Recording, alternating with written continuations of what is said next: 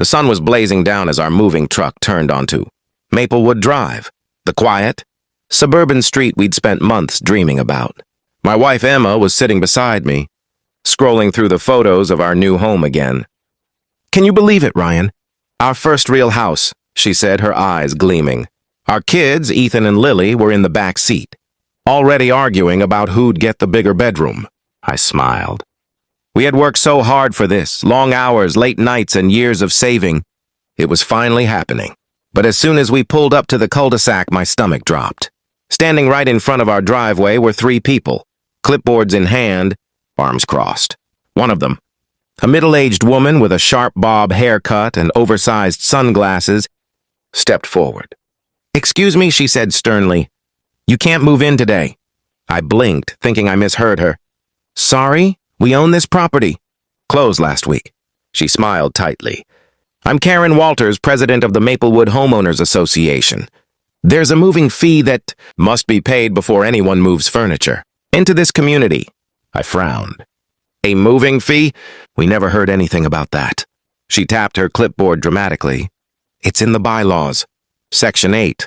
Any new resident must pay a $5,000 moving compliance fee before trucks or heavy equipment enter the premises. HOA policy." I laughed nervously, thinking it was a joke. "You're kidding, right?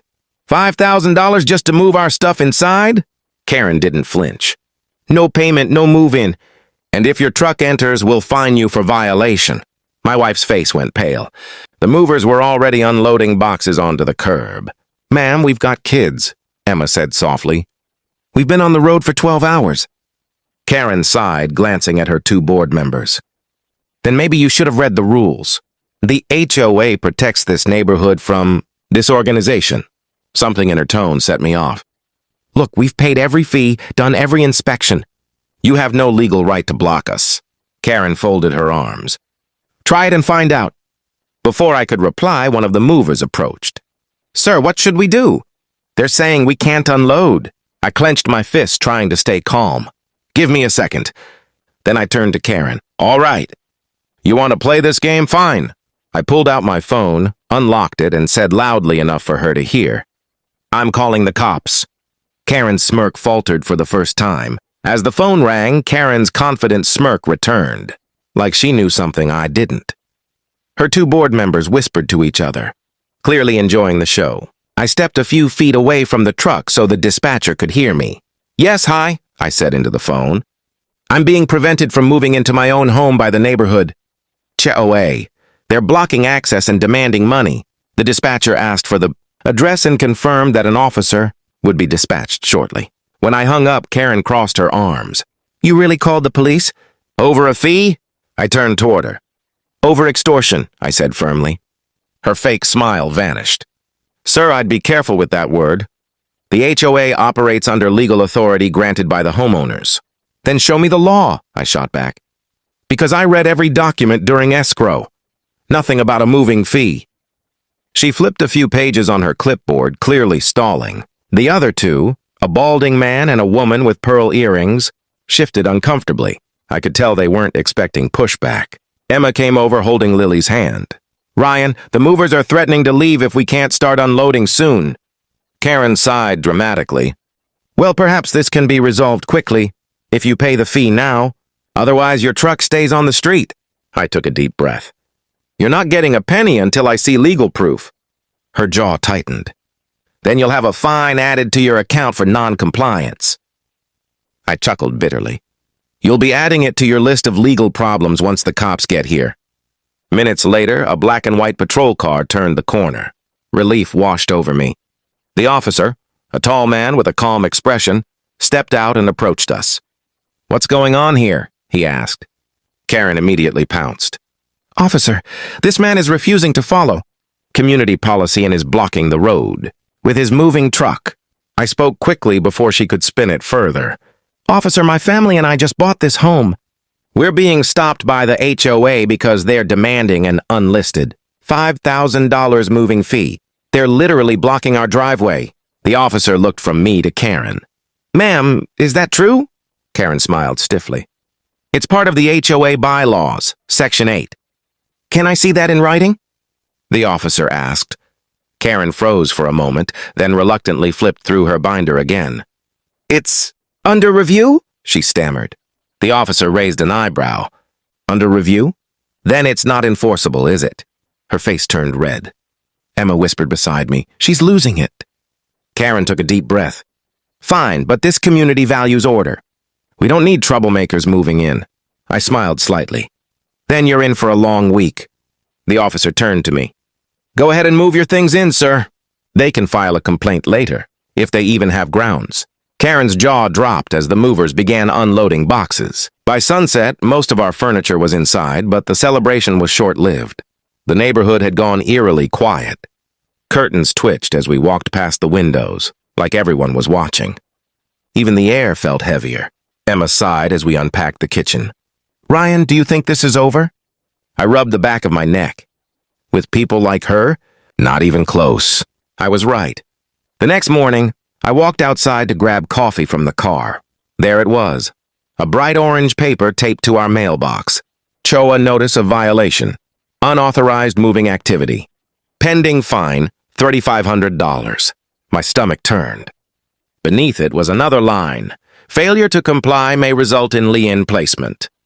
Are you kidding me? I muttered. Emma came out holding her phone. Ryan, they've blocked our HOA account login. I can't even access the resident portal. We weren't even in the house for 24 hours, and Karen was already coming after us. A few hours later, I saw her walking down the sidewalk. Same sunglasses, same clipboard. 2 board members trailing behind her like bodyguards. She smiled when she saw me. Morning, Mr. Lewis, she said sweetly. Did you get our notice? I clenched my jaw. I got your harassment letter, yes. Her smile didn't waver. You violated HOA procedure by moving in without paying the compliance fee. You were warned. I was blocked illegally, I said, and the police told me I was within my rights. Karen crossed her arms. Police can't override HOA rules. I laughed. They sure can when those rules don't exist. Her fake politeness faded. You're already starting off on the wrong foot here. Neighbors talk. They don't like conflict. I took a step closer. Then tell them the truth, that you tried to shake down a family for money. Her lips tightened. I'll be filing a report to the HOA board. Don't say I didn't warn you. By that evening, more letters appeared. About trash bins not properly aligned, curtains not uniform, and unauthorized landscaping. It was absurd. Ethan looked out the window and said quietly, Dad, why does that lady keep taking pictures of our house? Sure enough, Karen was across the street, snapping photos with her phone. That's when I realized she was trying to build a case. I called out to her, Hey, what do you think you're doing? She lowered her phone, smirking. Documenting violations. For the board. Keep it up, I said, holding up my phone. Because now I'm documenting you. Her expression faltered for a second. Then she stormed off. I turned to Emma. Enough's enough. Tomorrow I'm going to the city office. Let's see how legal her little empire really is. The next morning, I woke up earlier than usual. I wasn't going to let Karen bully my family another day. I grabbed my folder of documents. Our deed, the purchase agreement, and every letter from the HOA, and drove straight to the city's Housing and Code Enforcement Office. The clerk at the counter, a middle-aged man named Carl, looked up as I walked in. How can I help you? I explained everything, the moving fee, the blocked driveway, the police visit, and the new stack of bogus violation letters. He listened carefully, nodding along. When I finished, he asked for our HOA name. I told him Maplewood Homeowners Association. He frowned, typing on his computer. After a minute, he said something that made my heart skip. Sir, according to city records, Maplewood HOA hasn't filed its annual renewal for 2 years.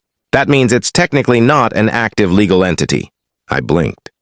You mean they're not even official? Not right now, he confirmed.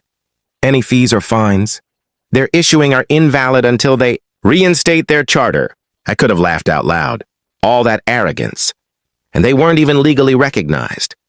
Carl printed out the verification letter for me. You might want to show this to your local police department, too. If they're threatening you with fines, that's harassment. That afternoon, I walked into the HOA office, a small rented room at the clubhouse, with Emma right behind me and the letter in hand. Karen was sitting at the desk, typing furiously. She looked up, visibly annoyed. You again. What now? I placed the paper in front of her. According to the city, your HOA hasn't been legally active since 2023, meaning your rules, your fees, your violations, all fake. She froze. Her two board members exchanged panicked looks. That's a clerical error, she stammered. No, I said, voice firm. That's fraud. You've been collecting money from homeowners under false authority. I've already spoken to the police, and the city's legal department is next. Karen's face went pale. You can't prove... I pulled out my phone, showing a recording of her demanding $5,000 on move-in day. Already did. For the first time, Karen looked scared. Truly scared.